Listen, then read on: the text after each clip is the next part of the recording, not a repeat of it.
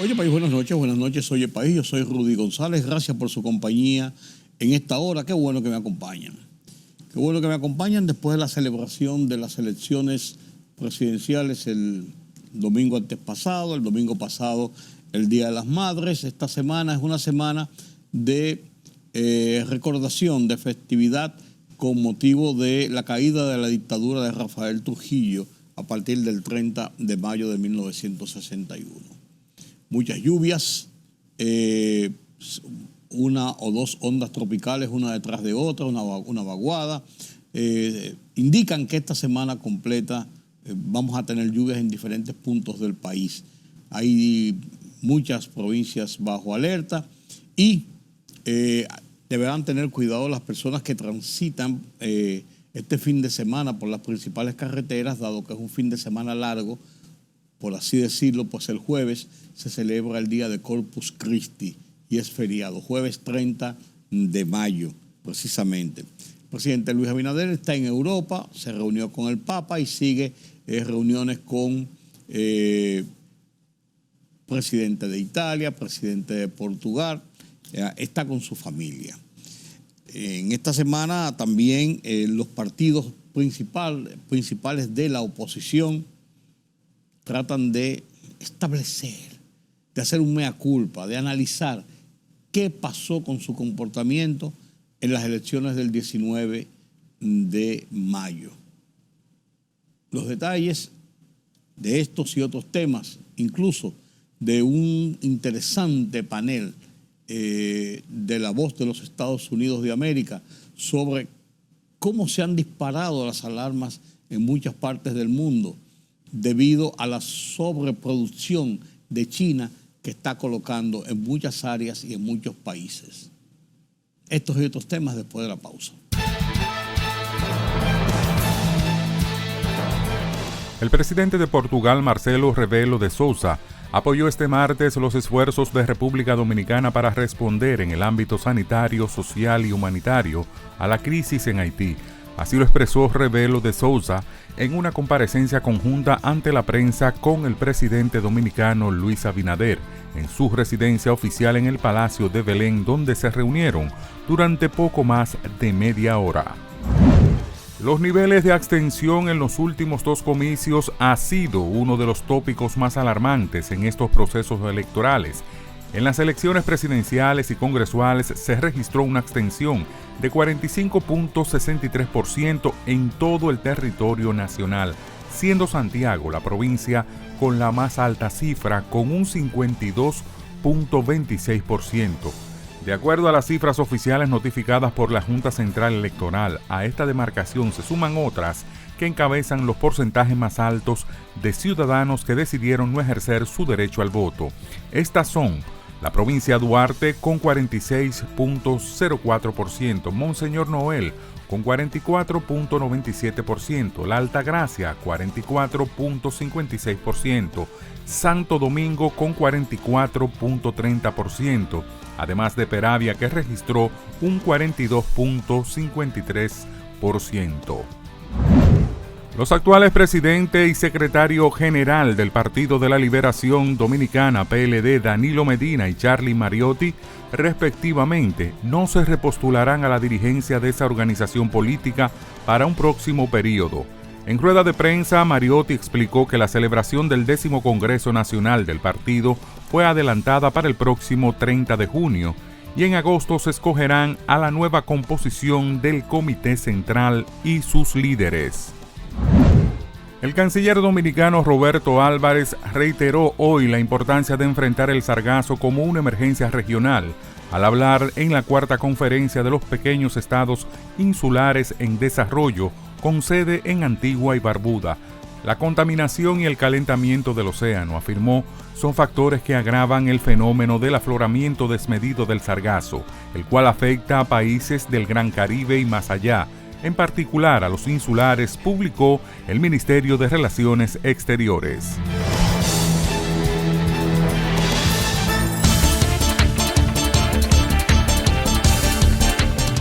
El presidente del gobierno español, Pedro Sánchez, ha anunciado formalmente el reconocimiento del Estado palestino, que que aprobará el Consejo de Ministros este martes, y ha dejado claro que esta decisión histórica no va en contra de Israel, un pueblo amigo, sino que lo que refleja es el rechazo a Hamás.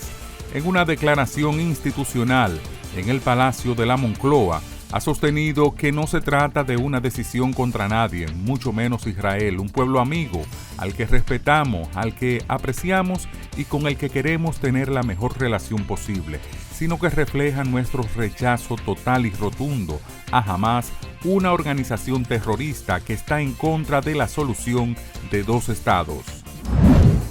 El Consejo Presidencial de Transición de Haití emitió este lunes un decreto que nombra una vez más a Michel Patrick Boisper como primer ministro interino.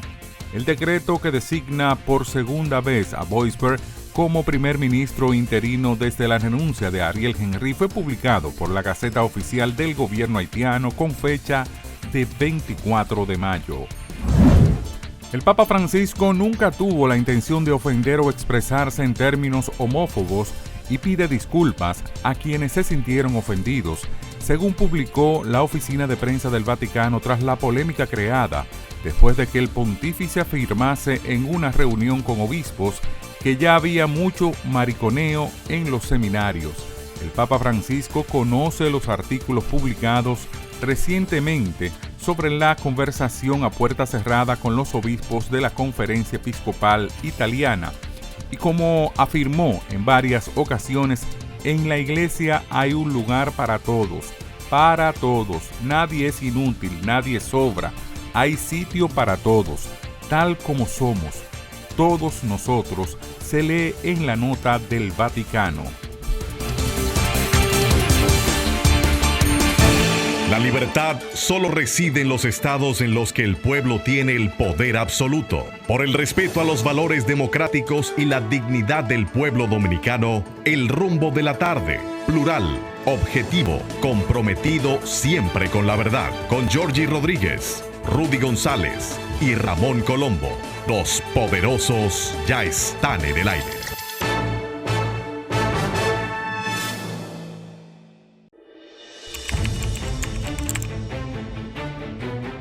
Periodismo de investigación, columnas, opinión, análisis, reportajes de fondo, hora por hora, una completa plataforma multimedia. Periodismo con valor.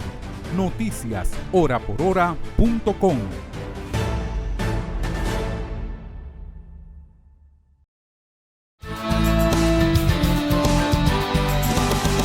Lluvias en la continuación, después que hubo un respiro, por así decirlo, el fin de semana pasado, después que tuvimos 2 semanas de intensas lluvias en todo el país,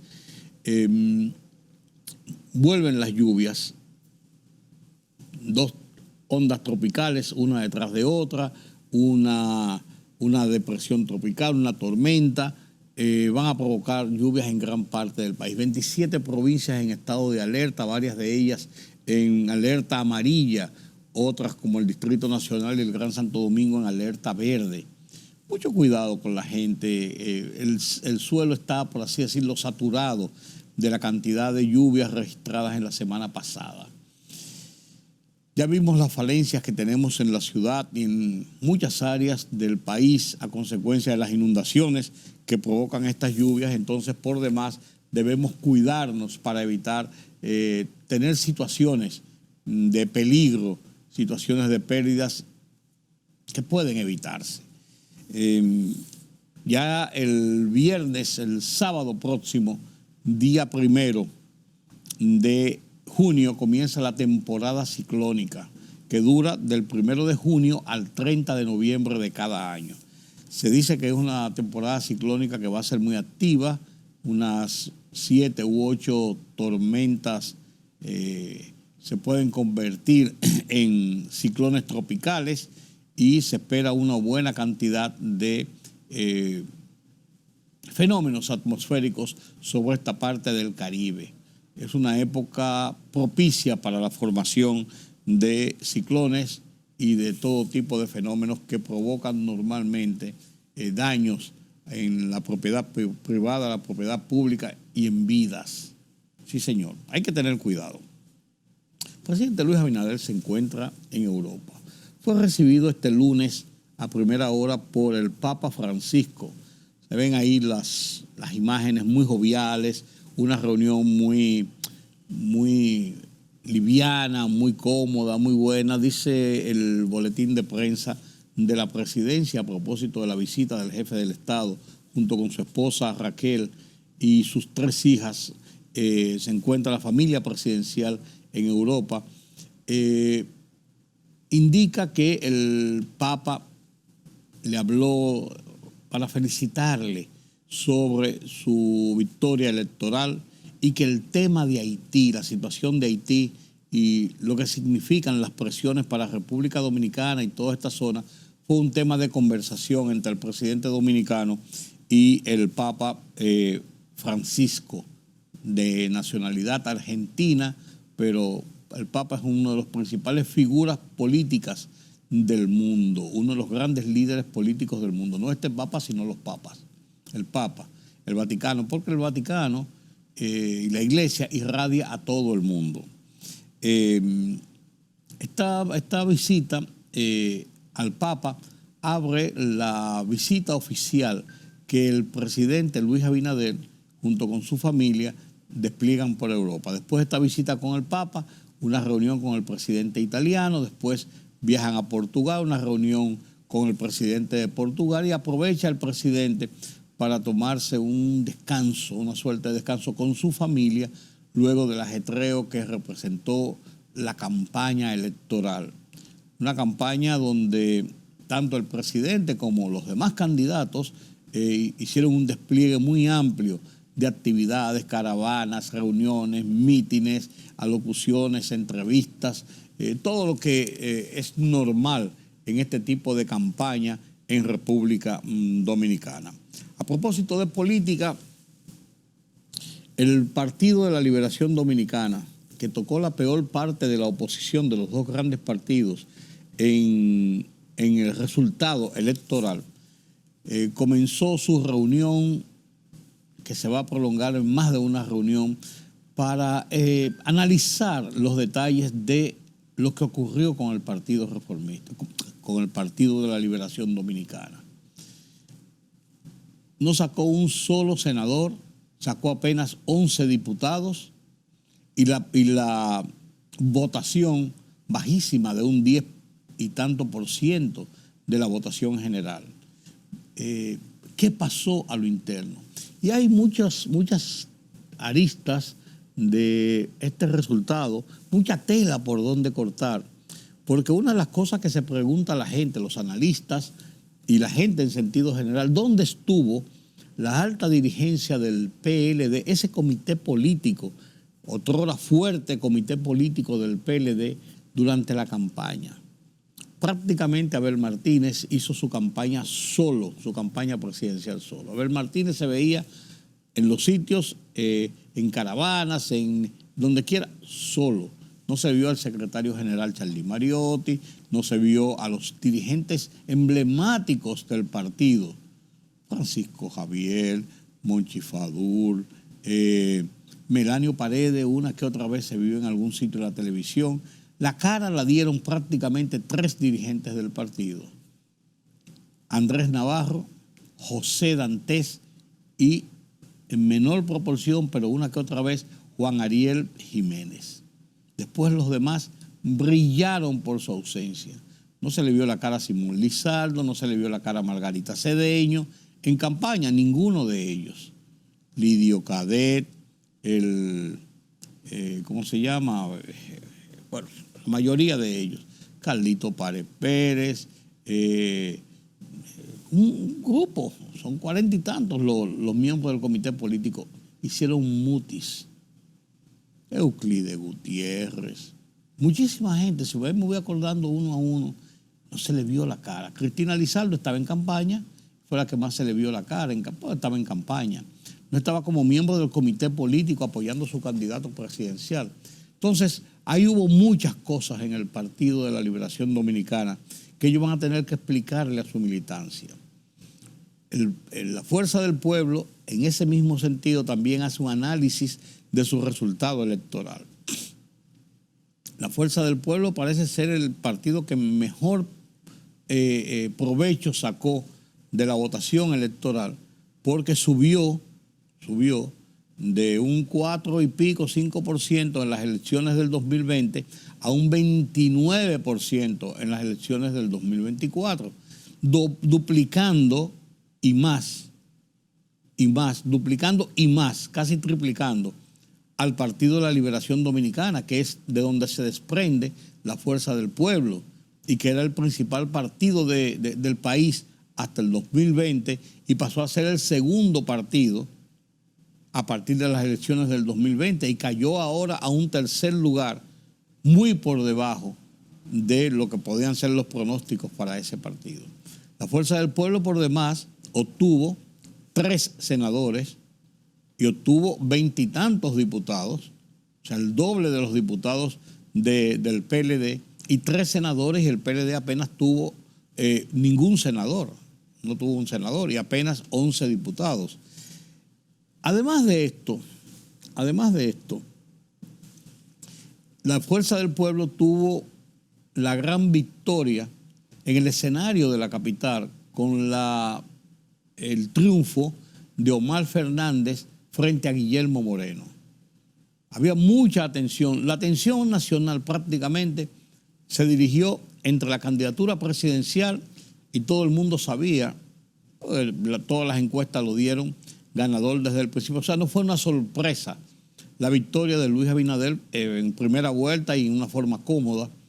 Sí, habían muchas expectativas sobre el resultado electoral en el Distrito Nacional, por como Guillermo Moreno se lo echó el gobierno, funcionarios del gobierno, dirigentes del partido y el propio presidente de la República, Luis Abinader, candidato presidencial del partido oficial, como se lo echaron encima y ni aún así pudo, perdió por 20 y tantos % por debajo de Omar Fernández. Y ese es un triunfo para la Fuerza del Pueblo importante, junto con la posición cuantitativa y el posicionamiento que tuvo en el resultado electoral final. Pero ellos están haciendo también un análisis de su situación que comenzó también este lunes para ver cuál es su situación y cuál es su futuro inmediato de cara a la oposición, porque indudablemente que Leonel Fernández asume la dirección de la oposición política. De eso no cabe dudas. Primero, en el PLD no se sabe quién es el líder. Danilo Medina fracasó. El liderazgo en el partido es difuso. Bueno, Danilo sí es el líder, fue el presidente y todo esto, pero es difuso después de esa derrota. Difuso. Hay gente que le endilgan la responsabilidad de la derrota y hay otras personas que hacen grupo con él y hay otras personas que ni fu ni fa. Dentro de la comisión política estoy hablando, del comité político. Ellos tienen muchas cosas que explicar hacia su militancia, vuelvo y digo, y además de eso, ver cómo va a ser el manejo de cara al futuro inmediato, de cara al posicionamiento para las jornadas políticas pendientes y que vienen a partir del momento en que pase toda la euforia de las elecciones del 2024 y que comience ya a perfilarse hacia dónde va primero la vida política y después la vida institucional y la vida en sentido general del país, político, económico, social. ¿Cuál va a ser el papel que va a jugar o que puede jugar el PLD? ¿Quiénes lo van a asumir? ¿Con qué fortaleza, con qué fuerza, con qué discurso lo van a asumir? Tiene una situación difícil el PLD, pero vamos a ver qué sale de ahí finalmente. En un editorial titulado La democracia en cuidados intensivos del Listín Diario, en la voz de su director Miguel Franjul, analiza la situación de los partidos, la situación de la desconfianza, la quizás falta de confianza, repito la palabra, que la población va teniendo en los partidos políticos y en el propio sistema.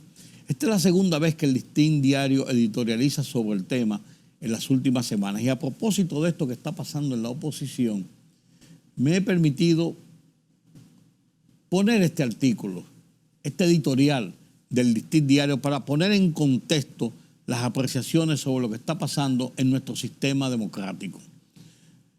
Comparto con ustedes este editorial del Listín Diario, La democracia en cuidados intensivos.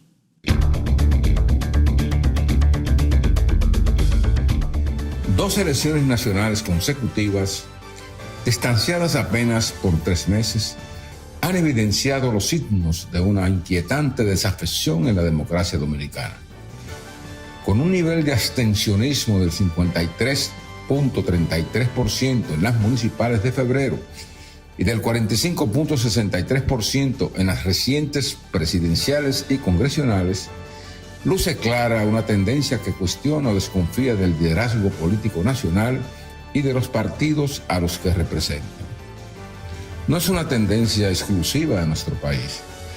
Ya los índices de desafección democrática señalados en el último sondeo de Barómetro Latinoamericano de 2023 registran una progresiva y profunda caída desde el 2015. La mayoría de los latinoamericanos, vale decir un 52%, no cree en el modelo democrático que ha imperado en las últimas décadas. Y en el reverso de la moneda, ha subido en ese tiempo de 44 al 54% el segmento de personas que dicen estar dispuestas a aceptar un régimen no democrático si le soluciona sus problemas. Este diagnóstico, francamente preocupante, se torna relevante cuando se descubre que quienes mayormente piensan así son jóvenes. En cierta medida, el escenario de la democracia en cuidados intensivos ha quedado perfectamente perfilado en estas mediciones que reflejan que en al menos 5 países latinoamericanos, el 80% de sus poblaciones está insatisfecha con sus sistemas.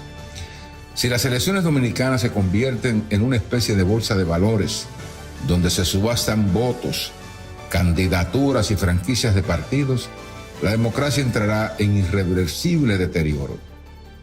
La sociedad tiene que detenerse a reflexionar seriamente sobre este problema y este probable derrotero.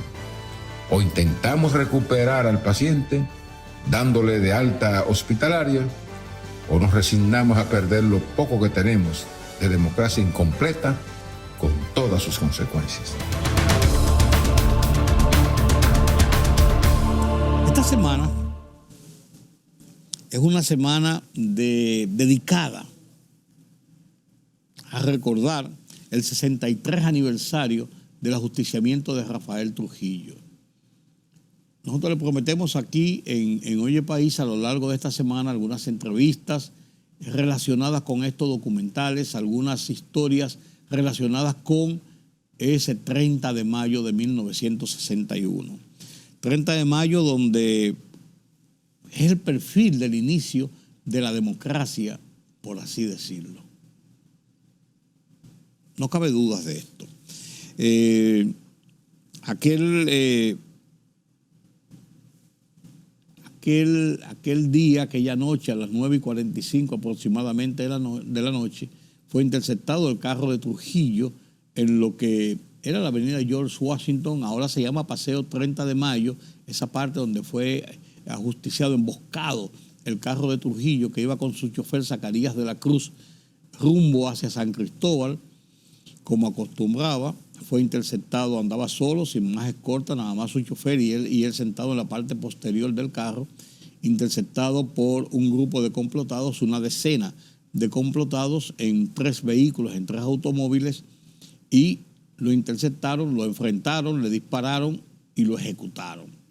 En la refriega, unos 60 disparos recibió el vehículo en que viajaba Trujillo. Unos 60 disparos recibió Trujillo, se dice que aproximadamente 7 disparos recibió Trujillo, entre ellos un disparo en el pecho con una escopeta que se indica que fue Antonio Inver Barreras quien le hizo este disparo, que fue uno de los 2 disparos que mortales por necesidad, como se dice, otro disparo en la cabeza. Entre los complotados, Pedro Livio Cedeño resultó herido en la refriega de noche. No se sabe si por una de las mismas balas de sus compañeros o de Trujillo, que disparó con un revólver que usaba generalmente. Zacarías de la Cruz hizo algunos disparos también. No se sabe realmente finalmente, pero Pedro Livio Cedeño resultó herido y fue llevado a la Clínica Internacional, donde fue detectado luego por el Servicio de Inteligencia Militar e interrogado en ese mismo lugar, herido por el propio Johnny Aves García, jefe del Servicio de Inteligencia, el temido coronel, sicario, asesino, jefe de los servicios de seguridad de la tiranía. Los complotados: Juan Tomás Díaz, Modesto Díaz, Antonio de la Maza, el teniente Amado García Guerrero, Roberto Pastoriza, Luis Amía Matió, Antonio Inver Barrera, Pedro Livio Cedeño y Huáscar Tejada. Fueron los que participaron directamente en el atentado. Habían otros complotados que conocían de la trama, que servían de soporte y todo esto, pero fueron rápidamente detectados por los servicios de inteligencia. Era muy fácil, encontraron el carro de Trujillo en la casa de Modesto Díaz. Cuando comenzaron las pesquisas, habían dejado un carro abandonado. Era muy fácil para los servicios de inteligencia. La ciudad era muy pequeña en aquel tiempo, y en 48 horas ya habían detectado quiénes eran los complotados. El primero en ser enfrentado por las fuerzas de la tiranía fue el teniente Amado García Guerrero, que era parte de la seguridad y de la escolta de Trujillo, y era quien había trazado a los complotados cuáles eran las horas, por donde Trujillo generalmente circulaba cuando se iba a San Cristóbal, que había ayudado a diseñar la estrategia y a informar cómo era la logística para poder interceptar el carro y enfrentar a Trujillo y matarle. Posteriormente, Juan Tomás Díaz y Modesto y Antonio de la Maza fueron interceptados el 4 de junio, a donde comienza la calle Mercedes, a donde comienza la calle Bolívar y termina la Mercedes, ahí frente a lo que era la ferretería RIP. Ahí fueron enfrentados, atrapados por unidades del servicio de inteligencia, y en un tiroteo cayeron muertos, fueron muertos a tiros 2 de los complotados. Un grupo de ellos, Roberto Pastoriza, Pedro Livio, Estrella Sadará, Modesto Díaz, Huáscar Tejeda, Tunti Cáceres, habían sido arrestados después de haber sido duramente torturados. Estaban presos en la cárcel de la Victoria y fueron sacados de allí y llevados a la Hacienda María el 18 de noviembre, donde fueron asesinados por Ramfi momentos antes o horas antes de Ramfi huir del país al no poder consolidar una posición de fuerza y seguir la dictadura de su padre. Los tiempos de libertad ya soplaban en República Dominicana. 2 de estos principales complotados salvaron la vida: Luis Amía Matió y Antonio Inver Barrera. Se escondieron en casas de personas de la sociedad dominicana, que lo mantuvieron escondidos allí en un closet, muy discretamente, y burlaron la seguridad de los esbirros del tirano y lograron sobrevivir. Fueron declarados los 2 héroes nacionales por el Congreso Nacional, y se le invistió con el rango de mayor general del ejército. Y Luis Amiama siguió la vida política, formó aquel Partido de la Liberación, Partido Liberal Evolucionista, PLE. Y Inver Barrera siguió en su carrera militar, y después en el 65 incluso hizo hizo parte con el tema de la revuelta civil, después participó tenía una posición militar importante, fue ministro de las Fuerzas Armadas y después incluso fue de los militares que tomó el control momentáneo y evitó que se desbordaran cualquier tipo de pasiones o situaciones cuando el presidente Antonio Guzmán Fernández se disparó en la cabeza y se suicidó, casi por el estilo. Pero esta semana el país recuerda esa gesta del 30 de mayo. Abrió las puertas a la democracia, abrió las puertas a la libertad, abrió las puertas a las primeras elecciones celebradas el 20 de diciembre de 1962, luego que los remanentes de la familia Trujillo salieron huyendo del país, donde Balaguer se exilió en la Nunciatura Apostólica en enero de 1962, unos meses después, y dejó el Consejo de Estado que presidía en manos de Rafael Filiberto Bonelli, cuyos integrantes, con parte de la iglesia, el empresariado y sectores políticos del país, llamaron a las elecciones del 20 de diciembre de 1962, que ganó el entonces presidente Juan Bosch, líder del PRD, y quien asumió el poder el 27 de febrero de 1963 y fue derrocado el 25 de septiembre de 1963, apenas 7 meses después de iniciar su gestión de gobierno. Después de ahí vino el triunvirato, la guerra civil, y entonces volvimos con la llegada de Bosch al país, la llegada de Balaguer al país y compitiendo los dos en unas elecciones organizadas por la Organización de Estados Americanos, la OEA, y supervisada por la comunidad internacional latinoamericana principalmente, el 1 de junio de 1966, y Balaguer gana las elecciones y ahí comienza todo lo que es el proceso democrático que ha seguido República Dominicana por la vía electoral hasta este momento de manera ininterrumpida, con presiones, con denuncias de fraude, con virtudes y defectos, con la crisis del 94, con el encontronazo de febrero del 2020, la suspensión de las elecciones, o sea, con altas y bajas, pero se ha ido cumpliendo el proceso electoral democrático y es lo que vivimos hoy en República Dominicana. Y todo partió de aquella gesta que eliminó la dictadura el 30 de mayo de 1961 y dio paso a este proceso de libertades, a este proceso de democracia, del cual cumplimos 63 años este jueves 30 de mayo. Loor a los héroes del 30 de mayo. A la vuelta vamos a conversar sobre los temas internacionales. Haití, ¿qué está pasando en Haití? ¿Qué va a pasar en Haití? Y un panel interesante de La Voz de los Estados Unidos de América sobre el tema de la penetración china. Todo esto después de la pausa.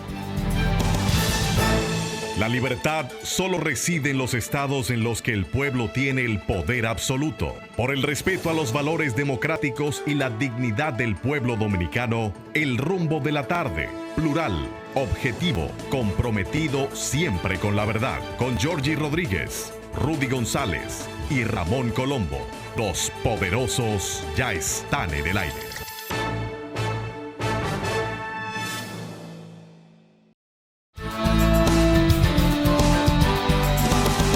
En Haití la situación se está tornando cada vez más tensa y conflictiva.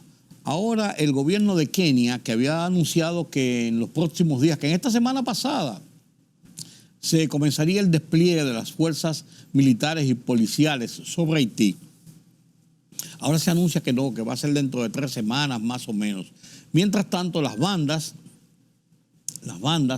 están presionando han vuelto a una oleada de violencia. El asesinato de estos misioneros, uno de ellos, hija de un representante de los Estados Unidos, ha causado estupor en los Estados Unidos y están presionando al gobierno de los Estados Unidos a que tome acción directa. El gobierno de los Estados Unidos ha dicho que no va a participar con soldados en el despliegue, pero sí que está participando en la logística que se está instalando para la llegada de esos soldados. Las bandas están desaforadas. El presidente Bruto de Kenia dijo en Washington en el fin de semana pasado que ellos van a ir a acabar con las bandas. O sea, lo que se presagia allí en Haití va a ser una situación muy tensa, muy violenta y de mucha sangre. Ya lo he estado diciendo en varias ocasiones, pero cada vez se hace más ostensible que esto es lo que va a pasar. Sin embargo, uno se pregunta hasta cuándo va a comenzar esto que es la crónica de una muerte anunciada, por así decirlo. ¿Qué es lo que se está esperando? Tienen más de 6 meses que se anunció la conformación de esta fuerza internacional presidida por Kenia para ir a Haití a enfrentar las bandas y a tratar de establecer un ambiente de paz, de tranquilidad, de control de la clase política, de la clase empresarial, de representantes de la sociedad haitiana, para tratar de llevar a este país a una situación de institucionalidad en un futuro cercano. Pero cada vez que vemos cómo estas bandas, cómo estos grupos reaccionan y con lo que están haciendo, uno dice, a Dios que nos coja confesado en esta parte del mundo cuando se desaten los demonios ahí al lado en Haití. Porque lo que ha pasado hasta ahora, que uno entiende que se han desatado los demonios, parece que todavía no es nada para lo que se prevé o se percibe que va a ocurrir en República Dominicana. Ya veremos. Ya veremos. Esta semana La Voz de los Estados Unidos de América, televisión pública, voz oficial del gobierno de los Estados Unidos, en su foro interamericano semanal, presidido por Jaime Moreno, uno de los periodistas estrella de La Voz de los Estados Unidos de América, analizan el tema de la sobreproducción que ha tenido China en el último año y cómo esto está inundando mercados internacionales, entre ellos mercados establecidos en Occidente, en América Latina, por ejemplo, y esto ha disparado las alarmas de los productores y de todo lo que puede provocar un desequilibrio de precios y de competitividad. Este análisis que hace La Voz de los Estados Unidos de América tiene mucho que ver incluso con República Dominicana y con toda nuestra área de influencia, porque la penetración de productos chinos, no necesariamente lo que eran los chinos antes, que era todo de mala calidad. Eso es chino. No, tienen cosas de muy buena calidad y competitivas con los mejores de los mejores. Entre ellos, por ejemplo, los vehículos eléctricos, los cuales están inundando gran parte de los países de Occidente.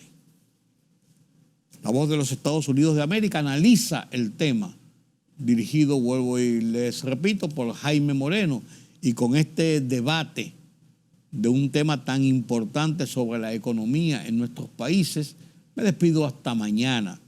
Una vez analizaremos temas de interés nacional e internacional. Les recuerdo que estamos en la semana de la recordación del 63 aniversario del ajusticiamiento de Rafael Trujillo y del inicio de este proceso de libertades que vive República Dominicana. Los dejo con este debate de La Voz de los Estados Unidos de América. Yo soy Rudy González. Hasta mañana. Esta semana, Estados Unidos invitó a sus socios europeos a actuar en conjunto para presionar a China para que ajuste la producción de automóviles eléctricos, baterías, paneles solares y acero. La Casa Blanca considera que China está produciendo de manera excesiva estos productos y a precios artificialmente bajos y que podrían llevar a la destrucción de miles de empleos en Occidente. La política industrial de China puede parecer remota mientras estamos sentados aquí en esta sala, pero si no respondemos estratégicamente y de manera unida, la viabilidad de las empresas, tanto en nuestros países como en todo el mundo, podría estar en riesgo. El llamado de la secretaria del Tesoro estadounidense Janet Yellen ocurre mientras la Comisión Europea investiga si los subsidios estatales que reciben las empresas de carros eléctricos de China ponen en riesgo o no a la industria automotriz europea. Europa no puede aceptar prácticas de distorsión del mercado que podrían conducir a una desindustrialización aquí en casa. Europa sopesa imponerle aranceles a los carros eléctricos de marcas chinas, como ya lo hizo Estados Unidos para proteger su industria local. En Latinoamérica, la preocupación no son los carros eléctricos, sino la llegada masiva de acero de China a precios bajos, que tiene en alerta a las siderúrgicas que generan empleos entre directos e indirectos, 1.400.000 puestos de trabajo más o menos. La posición del gobierno de China sobre las acusaciones en su contra de sobreproducción es que son una excusa de algunos países de Occidente para aplicar políticas proteccionistas, según lo dijo Wang Wenbin, vocero del Ministerio de Relaciones Exteriores de China. Para hablar de este tema amplio, muy interesante, está con nosotros el doctor Evan Ellis, profesor e investigador de estudios latinoamericanos en el Instituto de Estudios Estratégicos de la Escuela de Guerra del Ejército de Estados Unidos, y sus estudios en los últimos años se centran en las relaciones de China con la región. Y desde Boston se une a la conversación el ex embajador de Chile en China, Jorge Heine, profesor e investigador de la Universidad de Boston. A los dos, muchísimas gracias por acompañarnos y comienzo con usted, doctor Evan Ellis. ¿Qué explica este exceso de producción de productos que se conocen como productos verdes que tiene China en este momento y que según Estados Unidos y Europa pueden ser una amenaza para sus empresas? Bueno, parcialmente tiene que ver con la deceleración de la economía china, pero más que esto reflexiona un proyecto de China de promocionar su presencia de empresas en sectores estratégicos. Y en esto hay un elemento común en cuanto a lo de acero, en cuanto a lo de energía limpia, en cuanto a lo de los vehículos eléctricos. Y hay un patrón que vemos en todos los casos en que China identifica un sector estratégico, empieza con ciertas señales de apropiar la tecnología, especialmente con inversión en tecnología aplicado. Luego también vienen los subsidios o las obligaciones de empresas extranjeras de tener socios locales chinos para apropiar su tecnología.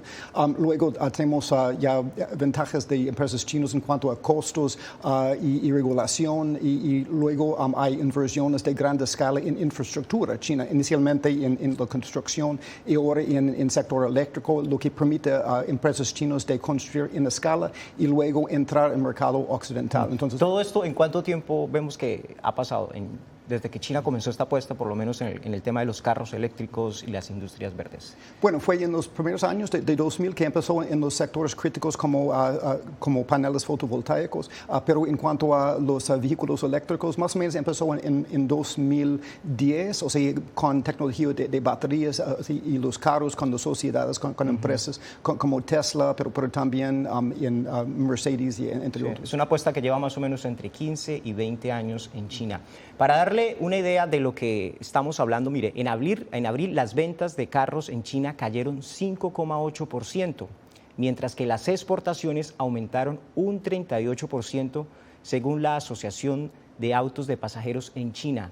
Esta baja demanda por los carros de China en China, que es negativa al menos en el mes de abril, pero con una comparación de exportaciones del 38%, es lo que enciende las alertas en Europa y en Estados Unidos. Embajador Heine, ¿hay posibilidades de que Europa responda al llamado de Estados Unidos de actuar en conjunto para hacerle frente al reclamo de exceso de capacidad de China?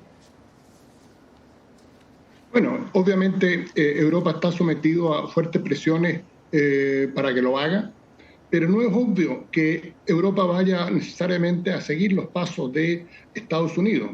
Acá tenemos que tener presente lo siguiente, debido a que las importaciones de autos eléctricos chinos a Estados Unidos son prácticamente cero, no necesariamente se produce un desplazamiento, no necesariamente por estas tarifas va a haber una mayor presión de autos eléctricos chinos por entrar al mercado europeo. Ese es el primer punto.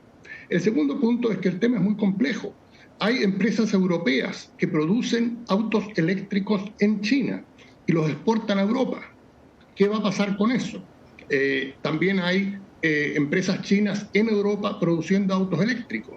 Entonces, vivimos en un mundo muy interdependiente y no es llegar y aplicar tarifas a diestra y siniestra. Eso puede tener complicaciones bastante grandes. Y este tema está provocando un fuerte debate en Europa. El tema se está estudiando hasta qué punto hay subsidios demasiado grandes en China que abonan esto. Pero el tema básico, hay un tema acá que tiene que ver con los costos de producción, que son inferiores en China y que lleva a que ella tenga ventaja en los mercados a lo largo y lo ancho del mundo. De manera que la respuesta no es clara. Yo creo que tenemos que esperar y ver qué es lo que va a decidir Europa, porque hay muchas variables en juego. Sí, como usted lo decía, profesor Jorge, Europa también produce carros eléctricos en China e inclusive Tesla, que es estadounidense, también tiene su propia planta en China. Doctor Ellis, ¿en qué se diferencian los estímulos que entrega China a sus empresas y que les permite tener esta gran capacidad de producción con los estímulos que también entrega Estados Unidos a estos sectores para impulsarlos? Bueno, con los Estados Unidos y China hay elementos de política industrial estatal en los dos, pero en el caso de los Estados Unidos realmente es un país mucho más economía del mercado. O sea, cuando empezamos a hablar de dirigir empresas privadas, es un poco como pastoreando gatos. Y también China tiene muchas más palancas. Tiene palancas en cuanto a control administrativo, en cuanto a control económico, etcétera, etcétera.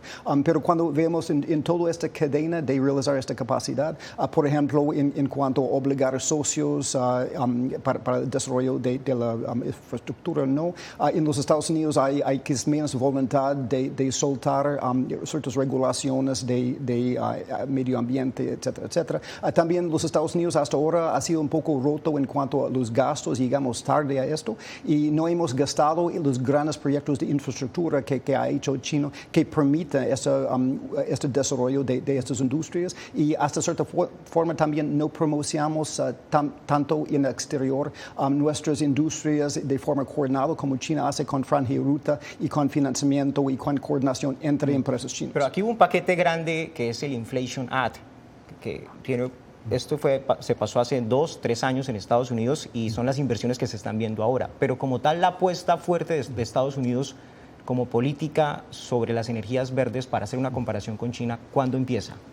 Bueno, realmente también empezó solo con la administración de Biden, aunque había elementos antes de esto. Pero cuando hablamos de Inflation Act, hay la cuestión si realmente estamos gastando en las cosas más productivo y realmente si tenemos la palanca de hacerlo de forma adecuada. Por ejemplo, también cuando hablamos de entidades como este Fondo de Fomentar Desarrollo, Development Finance Corporation, también tiene muchos objetivos sociales para promover solo países más pobres, grupos marginalizados, etc. Cuando China promociona sus industrias, no tiene ese mismo tipo de limitación, si tiene más agileza. Sí, tienen condiciones diferentes. Doctor, profesor Jorge Jaini, ¿qué tanto músculo tiene China para mantener una política de producción que Estados Unidos la considera excesiva en la industria de tecnologías verdes y a bajos precios? Y aquí mismo le agrego otra pregunta. Existe la suspicacia en Estados Unidos de que esta es una política que va más allá de que China simplemente necesite mantener unos empleos, sino que apuntaría a quebrar a sus competidores en el resto del mundo. Sí, la verdad es que yo creo que esa pregunta parte de la base que la producción china de automóviles eléctricos y de otras fuentes de energía limpia, de energía verde, se debe en su abrumadora mayoría a los subsidios que le entrega el gobierno chino. Yo creo que esa es una premisa que realmente no corresponde. Obviamente hay algunos subsidios, pero esa parte es una parte bastante menor, según distintos informes, distintos estudios que hay. China lo que ha hecho, se ha posicionado muy fuertemente en todo el área de energías limpias desde hace ya bastantes años. Y déjame dar solo un ejemplo. Un 90% de todos los buses eléctricos que funcionan en el mundo son de fabricación china. ¿Por qué otros países no han hecho lo mismo? Aquí China lo que ha aprovechado es lo que se llama en inglés First Mover Advantage y se ha posicionado muy bien en ese sentido. Entonces, la noción de que de alguna manera esto todo dependa de unos subsidios masivos, que son los que le permitirían a China producir a estos niveles realmente no corresponde. China tiene ventajas comparadas en las áreas de energía solar, de energía eólica y en la producción de automóviles eléctricos. Algunos de ellos, el Seagull se producen, vale $10,000. Muy pocos otros países están en condiciones de competir con eso. Pero eso se debe a que China tiene mano de obra, tiene expertos en inteligencia artificial, en computación, tiene las cadenas de suministro, en fin, tiene una serie de ventajas comparadas y ventajas competitivas que le permiten hacer esto. No es solamente un tema de subsidios. Estados Unidos y Europa buscan proteger su naciente industria de energías limpias de la producción masiva de carros eléctricos de China a precios baratos. El desafío para Occidente es que China ya controla en algunos segmentos más del 80% de toda la cadena de suministro que va desde la extracción, procesamiento, refinación de minerales y la producción final de baterías para los carros eléctricos. Doctor Evangelis, ¿por qué le sacó China tanta ventaja a Occidente en este sector que hoy el mundo lo considera estratégico? Bueno, es una combinación de cosas. China empezó temprano, tiene estas herramientas estatales. China ya podría ayudar en la apropiación de tecnología de empresas occidentales, muchos de los cuales están en el medio de casos legales sobre esto en este momento. Han podido aplicar esta tecnología de escala grande con sus proyectos de infraestructura eléctrico y ahora con la construcción de infraestructura de cargadores de vehículos. O sea, es una combinación de cosas hasta ya proyectarse con proyectos de franja y ruta en extranjero para tomar este ventaja doméstico y aplicarlo a mercados como lo de Europa y eventualmente a los Estados Unidos. Y eso es la preocupación. Así como China está inundando los mercados de acero, está ocurriendo lo mismo con el cobalto, níquel y el litio, cuyos precios están sacudiendo a empresas claves y grandes del sector. Por ejemplo, Glencore está suspendiendo sus operaciones de explotación de níquel en Nueva Caledonia, territorio francés. Doctor Jorge Jaini, Occidente aún produce acero y está dando la pelea con China, con aranceles, pero en el caso de los minerales que integran toda la cadena de suministro de las baterías de carros eléctricos que domina China en más del 80% en algunos casos, ¿qué se puede esperar? Bueno, yo creo que en particular referencia al caso de América Latina, particularmente Sudamérica, tiene grandes depósitos de litio, está el triángulo del litio, Chile, Bolivia, Argentina. Chile y Perú son dos de los mayores productores de cobre del mundo, son dos elementos claves para todo lo que es la transición energética hacia una economía verde. Yo creo que el desafío para nuestros países es poder subirse a ese carro de la energía verde, y dejar de exportar meramente estos minerales en forma cruda y comenzar a añadir valor. El caso de Chile en particular, Chile ha estado tratando de hacer eso, ha estado en conversaciones tanto con empresas chinas, Tianqi Lithium y otras, como con Albemarle, una empresa estadounidense, y lo que yo encuentro interesante ha sido muy difícil. Estas empresas, ninguna de ellas, quieren de alguna manera dejar ellos procesar estos minerales en sus países. Yo creo que el gran desafío para Sudamérica es poder subirse a este carro de la energía verde y añadir el valor que se requiere.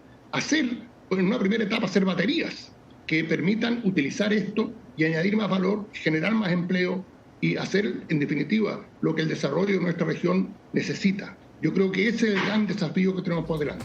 Llegamos a la parte final de Foro de la Voz de América. ¿Está Occidente a tiempo para revertir el avance de China en el sector de las energías verdes o ya es demasiado tarde? Empiezo con usted, la conclusión, profesor Jaini. Yo diría lo siguiente, yo creo que acá el gran desafío que tenemos como planeta, como humanidad, es enfrentar el cambio climático. Y yo creo que eso debe ser lo que tenemos que poner al frente y al centro.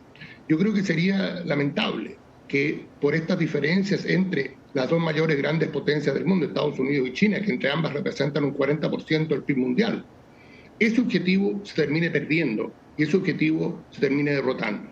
Yo creo que acá lo que sería ideal, y Estados Unidos ha señalado que quiere colaborar con China en materia de combatir el cambio climático.